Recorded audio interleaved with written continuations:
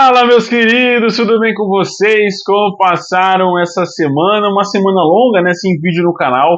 Acho que já faz bastante tempo que eu não trago um vídeo aqui cobrindo os jogos dos times do futebol brasileiro. Muito por conta que eu tive 11 dias aí, praticamente, de Feira do Livro, né? Eu trabalho para a assessoria de imprensa da Feira Internacional do Livro aqui de Ribeirão Preto, na minha cidade. Então foi uma turbilhão de coisas acontecendo, né? Uma semana muito movimentada, então não deu tempo para fazer esse vídeo para vocês e nem de fazer a cobertura que eu faço rodada após rodada. Mas agora nesse vídeo, né, eu vou trazer análise dos jogos da Libertadores e da Copa Sul-Americana. Jogos que aconteceram nesse meio de semana, ainda teve ainda um joguinho de Campeonato Brasileiro. Então se acomode aí no sofá, pega uma pipoca. Eu sei que muita gente me assiste pela televisão, acho isso muito legal. Então, pô, se acomoda aí, cara. Pensa que você está assistindo um programa sério aí de cobertura jornalística sobre os jogos da rodada. Fechou? Meus queridos, seguinte, vamos começar pelos jogos de terça-feira, né, onde a gente teve, e eu vou abordar aqui no vídeo questão de Abel Ferreira, Palmeiras, Flamengo também, e aí a gente vai trabalhar isso até o final do vídeo. Mas vamos começar pelo Grêmio, que recebeu o Fluminense no Couto Pereira, né? Foi no estádio do Coritiba. Os jogos do Grêmio estão sendo disputados lá. E o Grêmio conseguiu vencer por 2-1. 2 gols do Reinaldo, inclusive, né? Mas saiu perdendo com o gol do Lima no comecinho do segundo tempo. O jogo foi bem movimentado, né? O Grêmio dominou o primeiro tempo, teve as principais chances, mas faltou aquela efetividade no campo de ataque. E já o Fluminense, quando começou o segundo tempo, já logo aproveitou a primeira chance que teve com o Lima. E aí o Fluminense, cara, infelizmente, né, eu achei que o Fluminense poderia ter quisto um pouco mais, né, ido um pouco mais atrás do resultado na segunda etapa e talvez até feito um 2-0 no Grêmio, porque o Grêmio iria se abrir, né, iria para o campo de ataque. A gente viu nos jogos contra o Corinthians, quando o time fez isso, ficou muito fragilizado na defesa, dando muitas chances para o Corinthians, que na ocasião, na Neoquímica Arena, jogou com a mais, né, com a menos, perdão, e o Grêmio não conseguiu aproveitar aquela vantagem. E também, se o Fluminense machucasse o Grêmio também em alguns contra-ataques, o Grêmio dificilmente poderia ter conseguido essa virada. O gol de pênalti muito bem anulado, muito bem marcado o pênalti. O Reinaldo fez o gol, né, também característica do lateral do Grêmio, chutar assim bolas no alto, nas penalidades.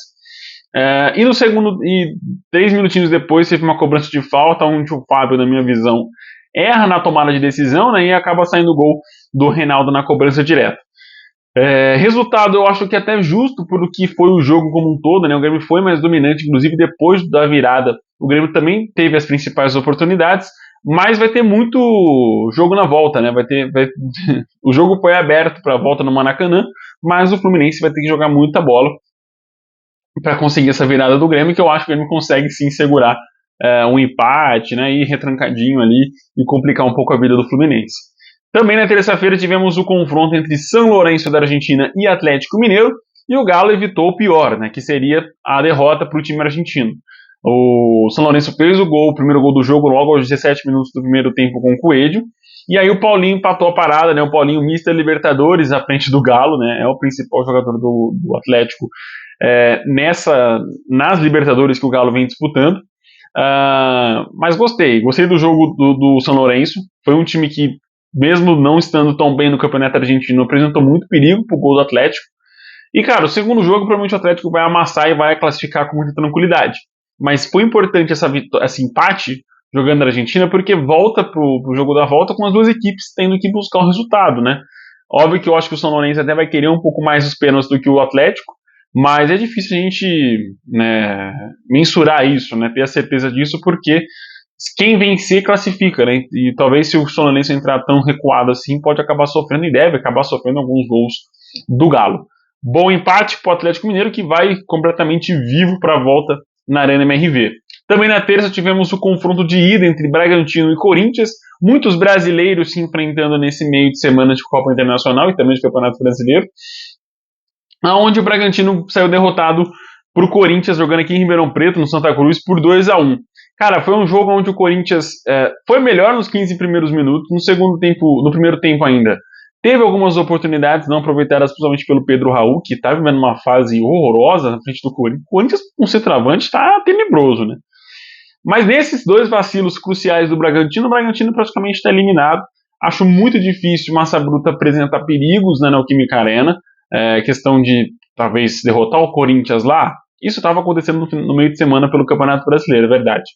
Mas acho difícil isso se repetir, né? O Bragantino vencer por 2-0 ou por 2-1, ou 1-0 mesmo, o Corinthians. É um time muito deficiente, né, na defesa e acabou saindo derrotado aí para o Corinthians no Santa Cruz.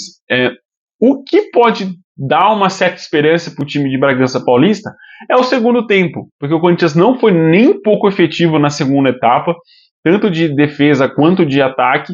A chance que o Bragantino teve no segundo tempo levaram muito perigo, inclusive com o gol do Elinho, né? Logo no comecinho do segundo tempo. Mas é aquilo, o Bragantino demora demais para criar uma chance, demora demais para conseguir envolver o adversário. Isso, né, leva tempo, né? O tanto que o Bragantino conseguiu um gol só e poderia ter conseguido mais se tivesse essa efetividade e essa imposição física, né, de chances criadas que não teve contra o Corinthians no segundo tempo. E o Corinthians deixou, tá? Então o Corinthians estava deixando à vontade o Bragantino fazer isso, mas o Massa Bruta não conseguiu. Na quarta-feira, mais 3 jogos. O primeiro pela Copa Sul-Americana, onde o Fortaleza conseguiu também um bom empate fora de casa na Argentina contra o Rosário Central. Foi um bom resultado porque o jogo colaborou para isso, porque poderia ter sido bem pior, inclusive.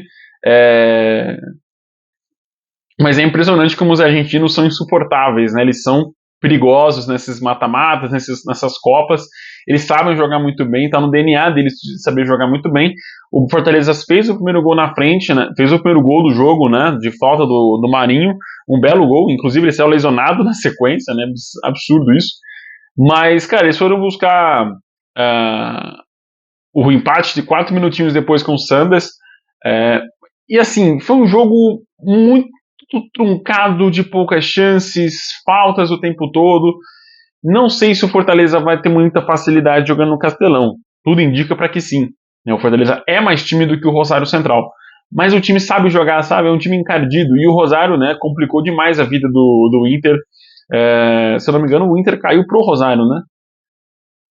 Nos playoffs. Então é um time que sabe jogar, sabe levar a partida no seu ritmo, e isso pode ser um pouquinho perigoso para o Fortaleza, que é um time ansioso, né? Acho que desde o começo do trabalho do Vojvoda não conseguiu trabalhar isso muito bem com seus jogadores, essa ansiedade, né, de tentar fazer o gol, de impor o seu sistema, né, suas chances criadas, mas vai aberto para Fortaleza, totais condições das duas equipes de avançarem para a próxima fase. Eu acho que se o jogo for mais pro lado da catimba, o Rosário Central aumenta sua chance de classificação. Se o Fortaleza conseguir dominar o adversário do começo, cara, eu acho que tem grande chance do Leão do Pici avançar para a próxima fase. Também na quarta-feira tivemos o jogo entre Internacional e Juventude. Jogo esse que valeu pela 6ª rodada do Campeonato Brasileiro, rodada atrasada por conta das fortes chuvas lá no Rio Grande do Sul, pelas enchentes, né, pela tragédia que aconteceu no Rio Grande do Sul. E o Inter, adivinha, conseguiu vencer, cara. É um resultado ruim para Corinthians, Fluminense, né? Que o Inter praticamente já soma 5 pontos esses times. 4 do Corinthians e 5 do Fluminense. Mas foi um bom resultado para o Inter, que volta a vencer, vencendo um adversário difícil, né? Que culminou em grandes eliminações do Inter nessa temporada, no Gauchão e também na Copa do Brasil. Então foi um bom jogo, cara, mas saiu perdendo, né? Saiu tomando sustos. O Nenê fez o primeiro gol do jogo a favor do Juventude, se tornando, olha só, o jogador mais velho a marcar pelo Campeonato Brasileiro.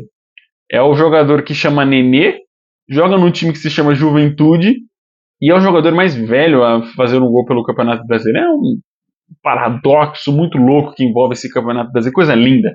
Mas o Inter no segundo tempo começou com tudo, foi para cima.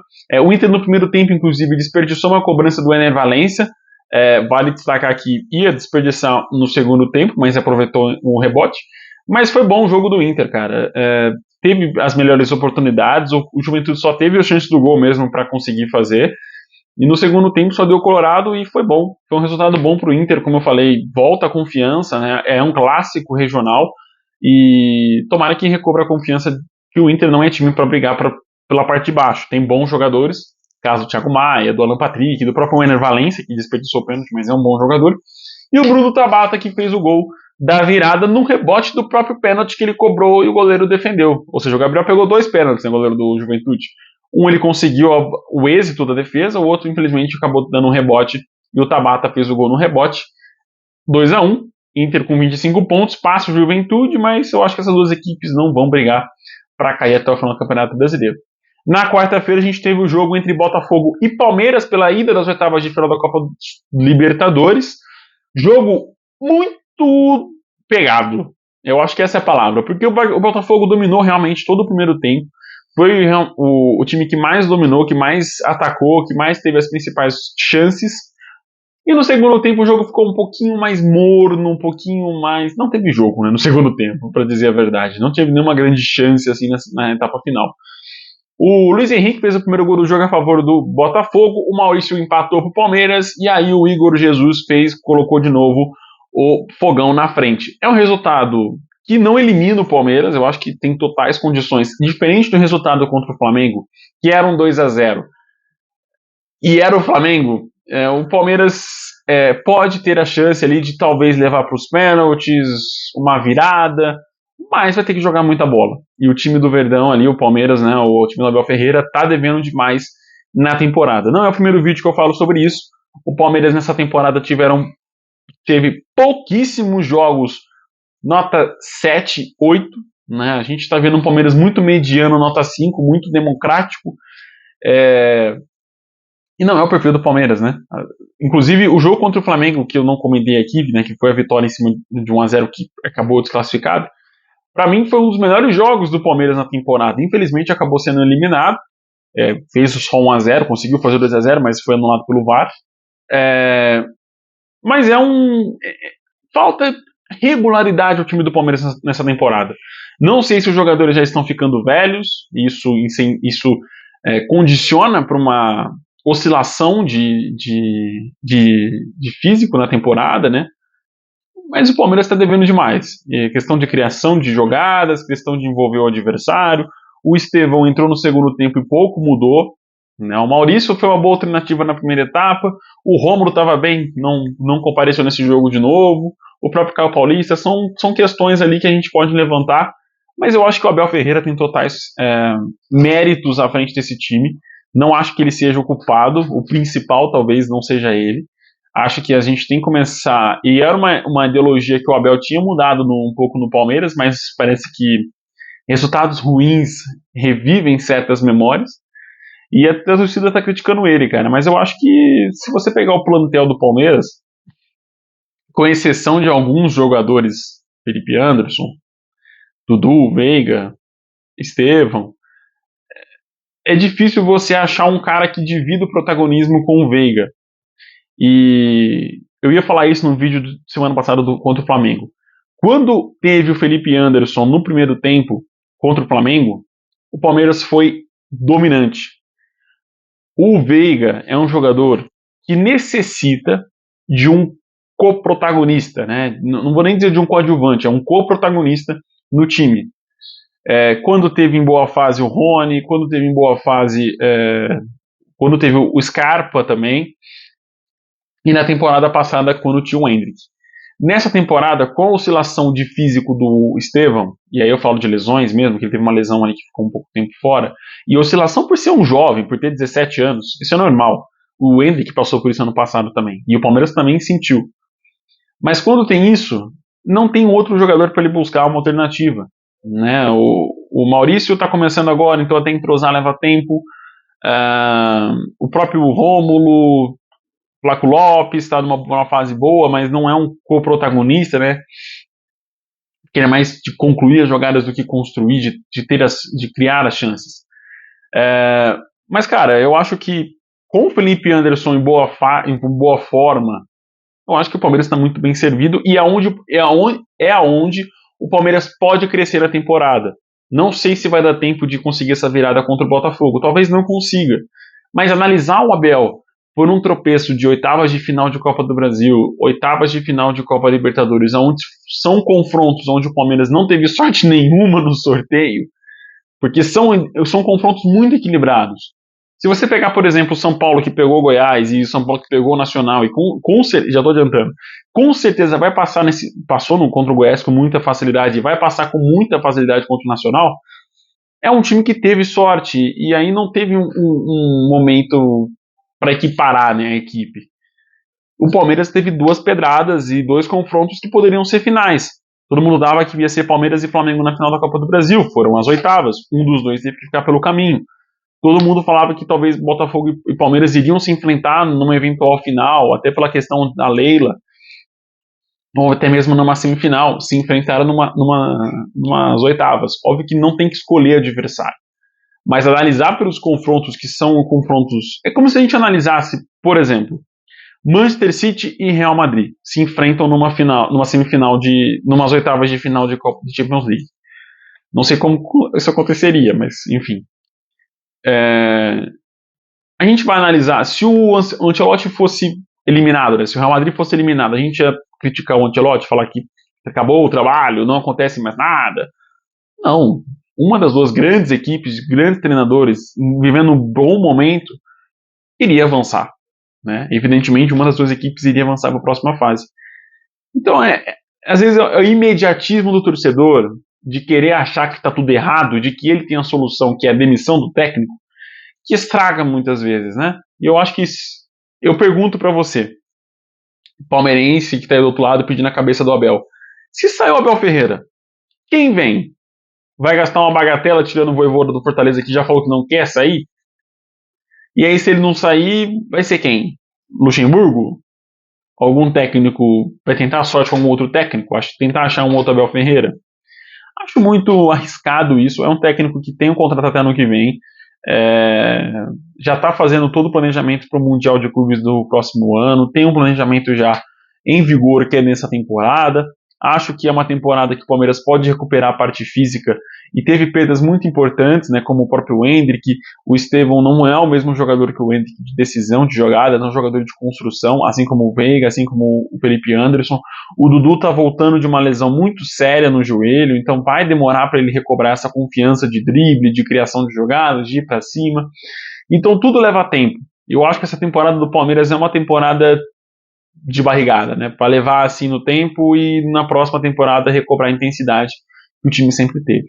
O Botafogo é a mesma coisa, né? O Botafogo não é um time encantador do ano passado, mas é um time muito efetivo, que consegue vencer, que consegue nem sempre convencer, como foi nesse jogo contra o Palmeiras. Eu acho que se o Palmeiras tivesse com a intensidade lá em cima, teria virado esse confronto, eu acho que com a maior tranquilidade. Mas como está em baixa na temporada, eu acho que o Botafogo até venceu com certa tranquilidade. Mas não é a tranquilidade que vai enfrentar no final de semana, por exemplo, contra o Flamengo. Eu acho que isso está longe de acontecer. Mas é isso, meus queridos. Esse jogo eu acho que por base é isso, né? O Botafogo vivendo um momento melhor do que o Palmeiras, vence, mas não consegue eliminar o time adversário, não consegue eliminar o Verdão, que vai jogar em casa na próxima semana e tem totais condições de conseguir essa virada no placar agregado. Como eu já estava adiantando, na quinta-feira o Nacional empatou em 0-0 com o São Paulo no Uruguai. Foi um jogo horrível de assistir, né? É sempre impressionante como o próximo jogo fora de casa do São Paulo vai ser o pior jogo do ano, né? Foi assim contra o Goiás, é assim agora novamente contra o Nacional. O São Paulo é completamente protocolar nos jogos fora de casa de mata-mata para tentar matar em casa. Eu acho que isso está mais do que evidente, né? Fez 2-0 no Goiás, no Morumbi. Na volta jogou protocolar, defendendo a casinha, não querendo muito jogo, e esse jogo contra o Nacional foi praticamente a mesma coisa, aonde o São Paulo saiu sem acertar nenhum chute no gol. Eu acho que isso resume muita coisa. São 90 minutos e um time não acertar nenhum chute no gol responde muito, né? O time não quer chutar no gol, o resultado tá mais do que suficiente. Também na quinta-feira, e aliás, é favorito para classificar, tá? Vai passar o trator em cima do Nacional. O Furacão venceu por 2-1 a equipe do Belgrano, mas saiu tomando susto, né? E eu acho que é uma coisa que também está se repetindo em todo o vídeo aqui. O Atlético saiu atrás do placar com o gol do Franco Jara, né, a favor do Belgrano, o time que jogou o Inter para os playoffs, na fase de grupos. Eric e Christian fizeram os gols do Furacão, merecida a vitória do Atlético, porque foi a equipe mais dominante do duelo, né? Depois do gol do Belgrano, o Belgrano pouco incomodou, só foi incomodado no segundo tempo depois do empate do Eric. Teve o gol muito bem, não muito bem anulado, tá? Vou me corrigir aqui. Não achei que foi falta do Thiago Heleno. Achei que o zagueiro brasileiro ali se valorizou demais um toque que é mínimo ali naquele lance. Mas enfim, o VAR anulou e aí o Christian foi lá e fez 2-1. Vitória até que merecida, mas vai ter que jogar muita bola na Argentina porque o Belgrano sabe jogar o esporte futebol. Antes de falar do Flamengo, um abraço para minha tia lá de Minas Gerais, tia Marinha, tia Cida, tio Luiz, que sempre estão assistindo aqui o vídeo. É sempre muito Eu sempre fico muito feliz quando vocês assistem o vídeo e me incentivam, porque são pessoas muito importantes para mim. Então, um abraço em vocês aí. Em breve estou indo aí para Cássia para a gente comer aí um pão de queijo, comer um almoço aí da tia Cida, que é um espetáculo. Mas é isso. Vamos começar, voltando. Vamos falar agora sobre Flamengo e Bolívar. O Flamengo venceu num resultado limite para ir com certa tranquilidade pro jogo na Bolívia. É muito isso, cara. É no limite do limite. Porque tava sendo 1-0 e aí ia ser perigoso. E foi um 2-0. Mas se a gente for voltar à fita, o Flamengo não é muito costumeiro de jogar muito bem seus jogos na altitude. E teve um trabalho absurdo para fazer esse 2-0. No primeiro tempo, já estava encaminhando para a reta final do primeiro tempo, o Flamengo estava só na dificuldade. Foi a primeira grande chance que o Flamengo conseguiu encaixar de envolver o Bolívar, foi no gol do Luiz Araújo, onde a equipe teve, né, conseguiu aproveitar e fazer o gol. E aí, só foi ter... Mentira, teve algumas grandes chances ao longo do jogo, o Flamengo, é verdade, boas defesas do goleiro Lamp, mas foram poucas, né? Vamos combinar que o Flamengo jogando no Maracanã contra o Bolívar, que não joga tão bem longe da altitude, mas é uma boa equipe, diga-se de passagem, não conseguir fazer mais do que 2-0 é perigoso. O jogo da volta, inclusive. Eu acho que um 3-0 o Flamengo poderia até pensar. Não, poupar ia ser demais. Mas até pensar em um pouquinho mais relaxado para a volta. Mas 2-0 não resolve nada para o Flamengo. Eu acho que vai ser um jogo muito intenso lá na Bolívia. Principalmente se o Bolívar conseguir fazer um gol no começo do jogo, que foi o que o Palmeiras fez no Allianz Parque. E o Bolívar na altitude, cara, tem muito mais condições de classificar do que o Palmeiras tinha no Allianz Parque. Então é um confronto que, apesar da discrepância do 2-0, eu gosto de falar que está em aberto, porque com o Flamengo a gente não pode esperar muita coisa. Mas é isso, cara, pode avançar, pode ganhar lá na Bolívia e eu ficar esse vídeo aqui falando abobrinha, mas acho muito difícil acontecer, porque o Flamengo também está vivendo um carrossel, né, carrossel montanha-russa nessa temporada que é absurdo. Na La Bombonera, e fechando o vídeo aqui de hoje, cara, que saudade de fazer vídeo com vocês, há 22 minutos falando com vocês, que isso. O Boca venceu o Cruzeiro por 1-0, gol do Cavani no segundo tempo. Foi um primeiro tempo onde o Cruzeiro foi melhor, conseguiu dominar o Boca Juniors, dominar no sentido de não deixar o time criar grandes chances, e ter as principais chances, né? O Cruzeiro teve boas chances na grande área, enfim, mas não conseguiu aproveitar no primeiro tempo, e aí no segundo tempo entrou realmente desligado e acabou tomando aí o gol, que vai ser um parto para conseguir pelo menos um golzinho no Mineirão. Porque o que o Boca Juniors vai picotar no jogo da volta não tá escrito, cara. Vai ser uma tesourinha o Boca Juniors, tanto picote que vai fazer. Mas é isso. 1-0, gol do Cavani, e o Cruzeiro que lute para conseguir avançar em cima do Boca Juniors. É o que eu falo. Se você cai no grupo do Boca Juniors, escutou, Fortaleza? Certifique-se de que esse time não vai avançar para nenhum mata-mata, porque esse time sabe jogar muito bem mata-mata de qualquer competição, seja Sul-Americana, seja Libertadores, o time sabe. É impressionante como esse time sabe jogar. Mas é isso. Um abraço, com Deus, até o próximo vídeo. Até mais. Falou.